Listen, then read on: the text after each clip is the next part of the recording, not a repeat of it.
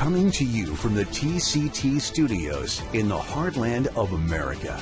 Truth shouldn't be complicated, but these days it often is, where faith, culture, and real issues shaping our world converge. Today, we cut through the noise. Welcome to Frankly Speaking. Welcome. I'm Frank Amedia, and I can only be frank. Have you been feeling weighed down lately, like I have been? Perhaps even a bit exhausted or stressed by this constant drumbeat of troubling news and heavy reports coming at us from every direction. It seems like we're living in a pressure cooker of political division with wars and rumors of wars and economic uncertainty and challenges facing our children and our grandchildren and violent protests and reports of unimaginable evil and criminal acts. With 24-hour news cycles and social media constantly demanding our attention, it can feel as if though the weight of the world is pressing us in from all sides. My wife, Laura Lee, and I have found that sometimes it's good to step away for a moment. Occasionally, we'll just watch an old movie. I'm talking back to when motion pictures were in black and white. Just where good triumphs over evil and you already know the outcome, or a legacy television comedy where the outcome is also predictable and the laughter is wholesome.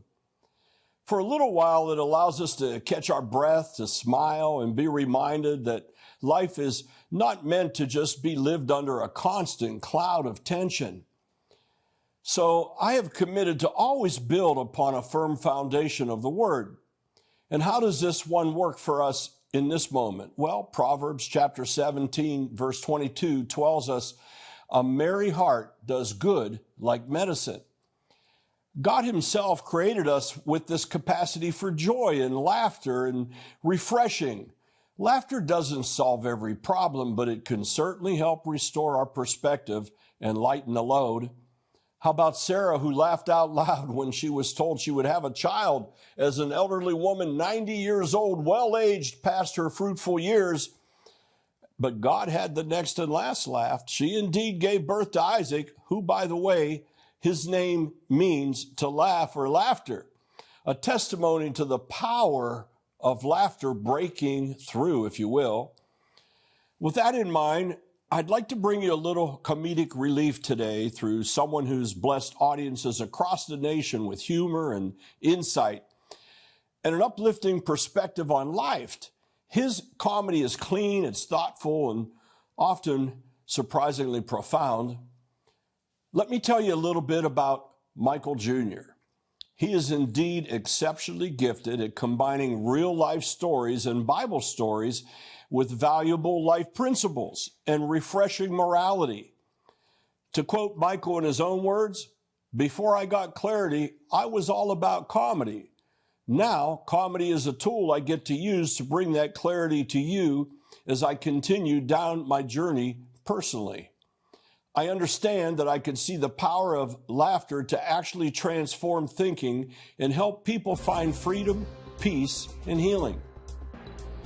We will learn more about Michael throughout this two-part series, but in the meantime, let's see what he has to say about his entry and transformation into comedy. People ask me all the time, "Michael, what was your big break?" Our next guest has performed on Comedy Central's Premium Blend. He made his first appearance on The Tonight Show from Montreal Comedy Festival. You've seen him on The Tonight Show with Jay Leno. That wasn't a big break. The big break was at a club, and right before I got on stage, I had a change in mindset about comedy. Normally when a comedian gets on stage, he wants to get laughs from people. And I felt a little shift take place, where I felt like I was to go up there and give them an opportunity to laugh. Now I'm not looking to take, I'm looking for an opportunity to give. This changed everything. My name is Michael Jr. I'm gonna do some jokes. And ultrasounds come in color now, which is ridiculous. I know it's a black baby.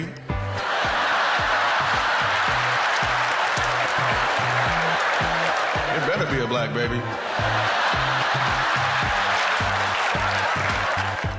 I leave the club that night, and there's all these people giving me hugs and high fives, telling me their favorite jokes.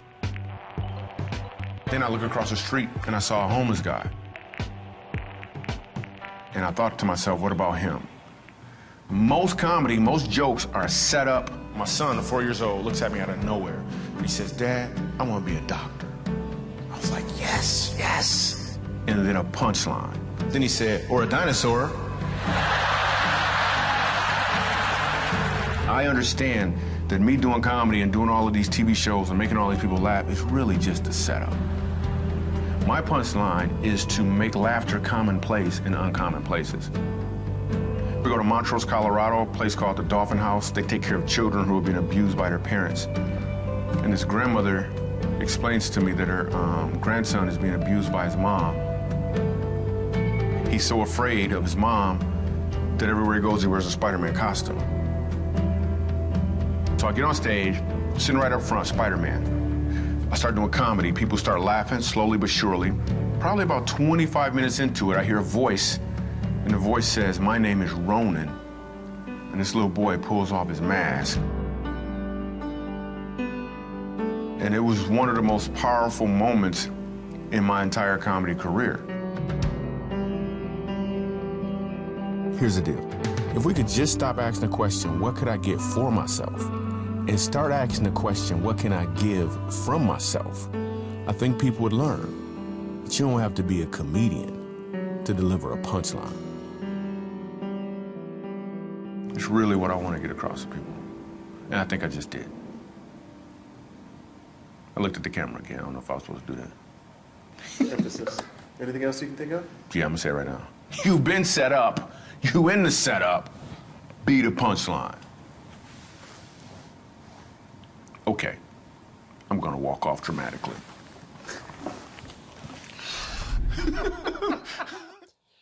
As we can see, Michael Jr. is very deliberate and passionate in the ministration of his gifts to make people laugh, even while serving his calling to glorify God, and he brings many people to Jesus in his own unique way. But I want to take this moment to make a very wonderful announcement. I am so grateful to announce that we have reached our goal to purchase a motorcycle to be donated to Magen David Adom in Israel. It's because of your generous partnership with Frankly Speaking and TCT that this is made possible. Your gift is indeed marked in heaven as a treasure, and it's going to bear eternal fruit. Together, we shall provide the means to save lives and bring critical assistance to men and women, fathers and mothers, grandparents and children in Israel at their most desperate moments. I cannot thank you enough. As his word promises, I will bless those who bless Israel. And I do declare Genesis 12:3 blessings upon each and every one of you that gave and made this possible. Now, back to our special program with Michael Jr. It was a few months back that I met with Michael Jr. before he was going on stage for one of his date night comedy shows, and it was in a church in Central Ohio. Let's go to a portion of that interview, which is both humorous and also thought-provoking, and which certainly gives a look into the mind and heart of this star. It's good to be here. Took a little trip down, and Michael Jr. took a little trip up from Louisville. I came down from Youngstown, Ohio, and here we are meeting in this beautiful heart of Ohio. Yeah. In a place called Storyside, which, go figure. Do you mean like I had to lift up my standards and you lowered yours so we can meet? Is that what I just heard you say? Like, I don't know. That sounds a little racist, brother. Wow. I didn't want to say it out loud. I didn't want to say it out loud. Yeah, this is fun. This will be fun. Yeah, this is good. What an honor to meet you, man. I'm not just saying that to say that. You're just saying it because the cameras are on. You didn't say it before. No, I sort of told you. Yeah. I did a little homework, and I said, I like this guy. And I don't know why I like you yet. I might learn not to like you. You might hate me. But the good news is that I relate to you somehow, and I'm not sure how yet. But I think you relate to a lot of people. The one thing that really grabbed me in your one comedy routine was talking about people over-spiritualizing. Oh. I can't stay in that. People are oversaved. Right. You have to stop a minute. I have to pray. No. So share that with me a little bit, because you said something about grandma, man. Your grandma had a big influence on you. Yeah, my grandmother had a huge influence. She would always take me to church, even though I didn't want to go to church. Like church was, I didn't understand it. I'm 7 years old. This is my church experience from a 7-year-old. She takes me to this church. This guy is up on stage and he's clearly angry at everybody. And I couldn't understand why he was angry. Then I realized it was probably because he had some phlegm caught in his throat, because at the end of every sentence he would try to get it out. He'd be like, the Lord said, So I'm 7 and my shoes are like 3 sizes too small. Well, my grandmother had this thing called a shoehorn. So if your foot don't fit, like now it do, church lasts 6 hours, so my feet are all tight and uncomfortable, and and I'm not understanding anything that the guy is saying on stage. So right around, I would say 12 years old, 14 years old, instead of forcing me to go to church, my grandmother did something different, where she asked me if I wanted to go. She gave me an option. And I was like, let me think this over, Grandma, no. So I decided not to go to church anymore. And we just hung out with my friends. And so my initial church experience was really weird and creepy. So it kind of put me on alert for what I refer to now as Christians who are oversaved. You know what I'm talking about when I say oversaved. Like some people are just like over, like some examples would be, if you only have sheets on your bed because Jesus is your comforter, like you probably oversaved, right? So I enjoy creating phrases like that helps people not take their walk. They should take their walk with God serious, but not how they display it to other people. Because people are attracted to laughter and smiles and having fun. And when I was a kid, I rarely saw that. I didn't think church could be fun at all. So now, me traveling the world, speaking at churches, doing weekend services with my background in comedy, because I've done the Tonight Show and Comedy Central, and all of the late night TV shows, Jimmy Kimmel. But now to be able to take that and put it on the platform at church at the same time is really kind of cool, man. So I wanted to ask you this. Go ahead. Because I see you like to get creative in your head. I get a little creative too. Mm-hmm. I sort of related to you because my people that know me, I don't see what they see. I see something else. And typically I make a joke about it, right? Mm-hmm. I don't know why, but I do. So let's talk about Jesus a moment. You say talk about Jesus, you mean like talk about him like he's not gonna hear us? Because you know he's gonna hear whatever we say. Well, so you mean like have a discussion. Let me pray a minute and ask. Okay. So I think myself that he had to be one really funny dude. I mean, think about it, right? Mm-hmm. Going out across the water. Yeah. He knew it was going to be a storm. Yeah. So what's he do? Come walking across the water. In a storm.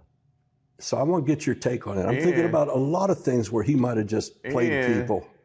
There's a chance could have been black because he walked on water, but he didn't get in, right? Because we don't, we don't swim. So I can tell you one thing. I know for sure he wasn't blonde-haired and blue-eyed like they showed those Passover pictures. Yeah, from England. I guarantee you wasn't that. I think Jesus had a sense of humor as well because, like, there's a line in the word where the rich man comes over and he's like, "Yo, what can I do?" He didn't say "yo," but that's me paraphrasing. He said, "What can I do to follow you?" And Jesus, he said, "Ove." Okay, go ahead. Ove, there you go. Ove, what can I do? And he said, "Whoa." He said, what do I need to do to follow you?" And then Jesus knew his heart and said, "Hey, you need to sell all your things and then you can follow me." And then the guy just walked off. He's like, "I'm not doing that." He said that to a Jew, by the way. Exactly. Go sell all your stuff. Yeah, sell all your stuff. And then Jesus said, he turned to his disciples and he says, it would be easier for a camel to go through the eye of a needle, right? Like, that is, and if you look at it, that is actually a really funny comment in the midst of that situation. But a lot of times we have a hard time laughing because we assume that because we know the end of the story, we assume he couldn't have had a sense of humor in the midst of that. But he knew the end of the story too. And God made laughter, and he wants us to laugh. And you retain more information when you laugh, up to 62% more information. Come on, tell me. I didn't know that. So if you retain more information when you laugh, why would the son of the person who created laughter not also use humor to help his disciples maintain and retain the information so they can spread it to the rest of the people? Yeah, so especially after I started checking it out that we're going to get together, I was looking at some of the craziest scriptures I could find, right? Oh, thanks. You did that just to connect with me. That's Yeah, awesome. well, I'm going to see how crazy it is. Talk to me about the donkey talking, man. I just want to catch you right off the bat. Yeah. The donkey. So Do you remember Balaam was trying to I do, and slapping that donkey? The donkey said, "I don't want to go. I don't want to ain't go." going. And then, did you say slapping that donkey and move your hands like this? Yeah, yeah. Cool. That was your past showing up. When you said that was Can't help it, brother. slapping that donkey. I'm pretty sure that's a hip hop song. I'm pretty sure. Yeah. I refer to that a lot because when if I speak at a church, and like this last church I was at, I think it was Social Dallas, and maybe, I think that if I remember the numbers right, maybe 460 people came forward and gave their life to Jesus when I was done speaking, right? Which is powerful. Awesome, man. But people always say, wow, that's so awesome, this and that. But like God, one thing that helps me not get a big head about any of that is God used a donkey.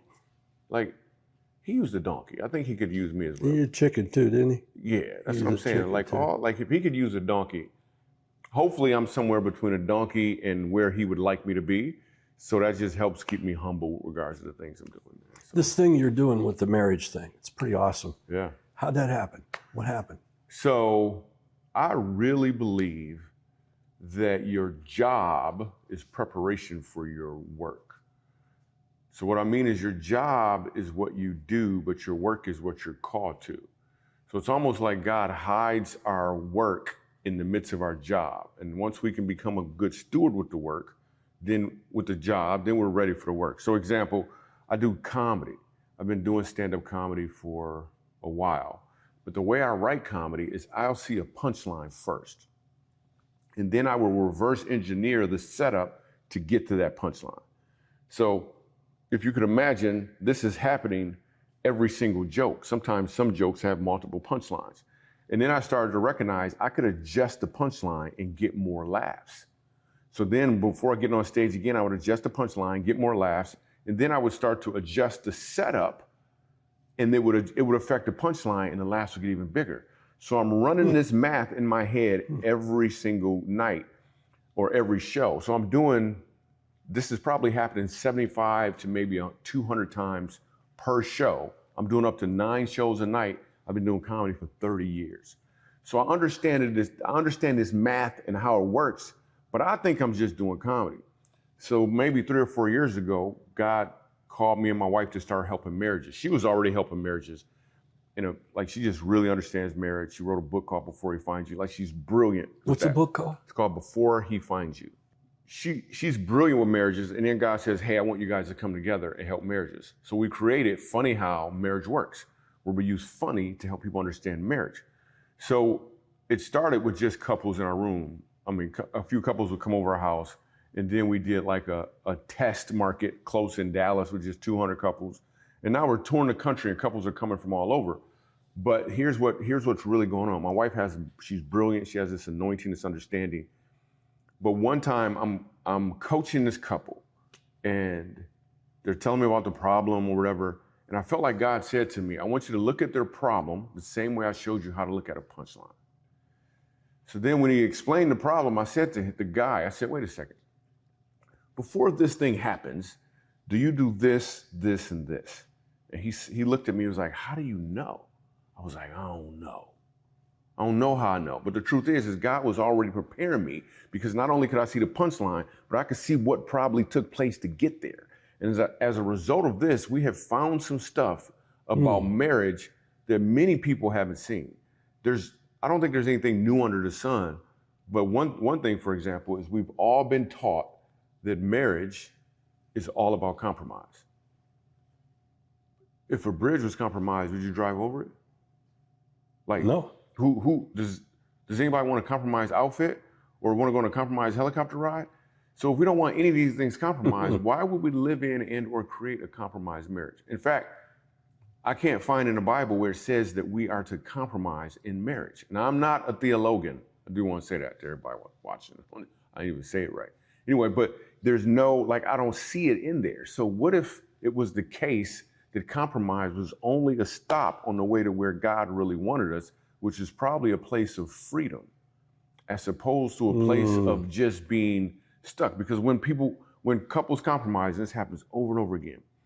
Let's say you have this big disagreement with Lori, and she's clearly right, but let's just say you have a disagreement. Whatever that disagreement is, and you come to some compromise, you don't really want to talk about it anymore. So now you got to sweep it under the rug.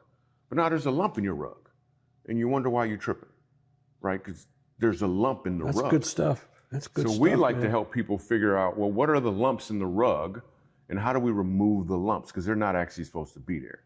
So all of this understanding about marriage, God was already showing it to me before I even knew it, in the form of just doing comedy alone.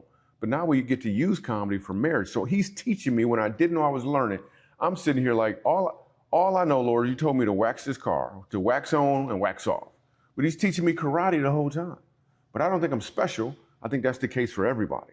Again, I think you got a gift. I think your job is preparation for your work. And so we have the ha-ha to the aha. Exactly. We take people from ha-ha because, again, laughter helps you retain more information, and we take them to a place of aha. How did you come to that conclusion that laughter helps you retain?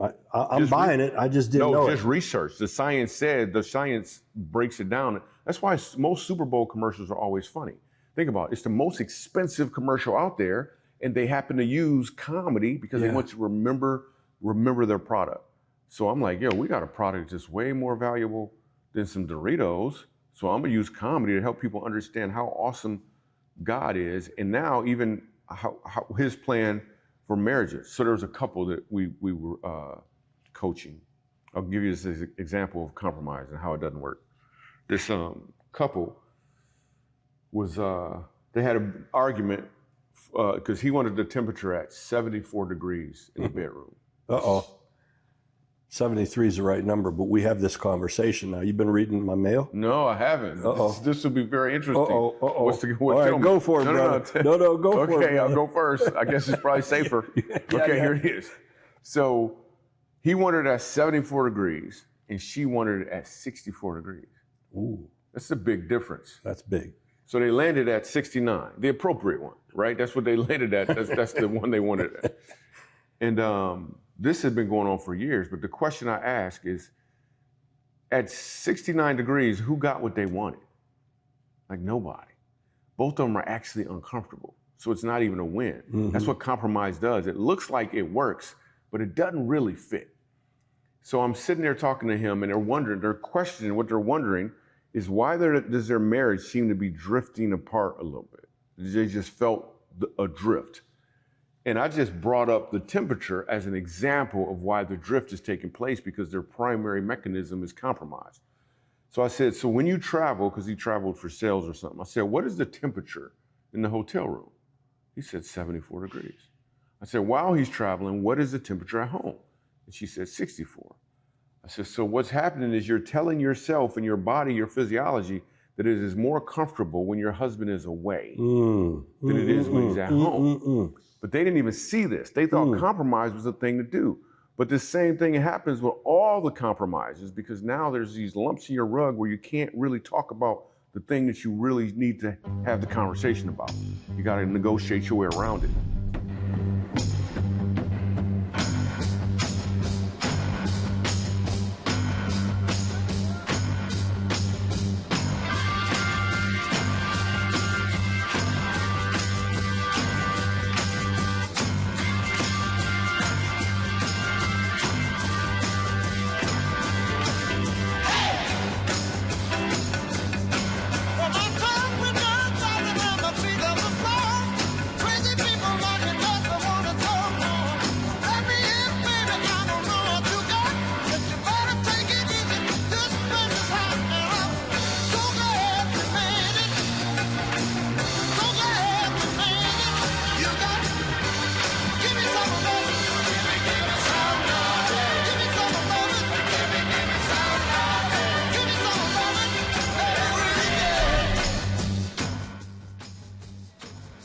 As Michael Jr. humorously illustrated with the ongoing debate over the thermostat, sometimes the issue isn't really what is the temperature at all of the situation. It's about being heard, understood, and valued. Whether it's in marriage, family, friendships, or even the workplace, Healthy relationships aren't served well by always getting our own way, but by finding a pathway to a resolution. Is that not true? And the truth is that unresolved conflicts tend to raise the temperature far more than any thermostat ever could. Yet when we choose patience or understanding and we have a willingness to listen, the heat begins to come down and peace returns. I oftentimes advise employees and associates and family members when their temperature's rising and they want to react and resort to a knee-jerk reaction, that often it is best not to, as it is almost always regretted in the short and then certainly the long term. I caveat this with take a pause, take 2 aspirins, go to bed, wake up with a fresh attitude in the morning. It works. You see, finding resolution does not always mean compromise, and that's an important distinction we'll explore in our next program. But for now, perhaps it's enough to remember that preserving a relationship is often more valuable than winning the argument. We will pick this back up with Michael Jr. in tomorrow's Frankly Speaking program. I want to take this time to thank you again for partnering with us. We have achieved our goal for the Metacycle, and we're going to be providing those funds to Mogen David Adom very shortly. And you're going to make a difference in people's lives in Israel, and those treasures are stored up for you in heaven. And very shortly, we're going to be starting our next campaign that we can do together to make a difference in this world with God's love, showing Jesus Christ at work, not just with our words. Well, I do hope that you've been enjoying Frankly Speaking. I try to bring to you something fresh and new, and, we all just need a little comedic relief. So stay tuned again for the next program as we're going to continue on with Michael Jr., quite an interesting character, if I might say so lovingly. But in the meantime, do follow us on social media. Follow us with the code on your phone. I want to hear from you. We need to hear from you. This helps me. I am Frank Amedia. This is Frankly Speaking, and I can only be frank. God bless you.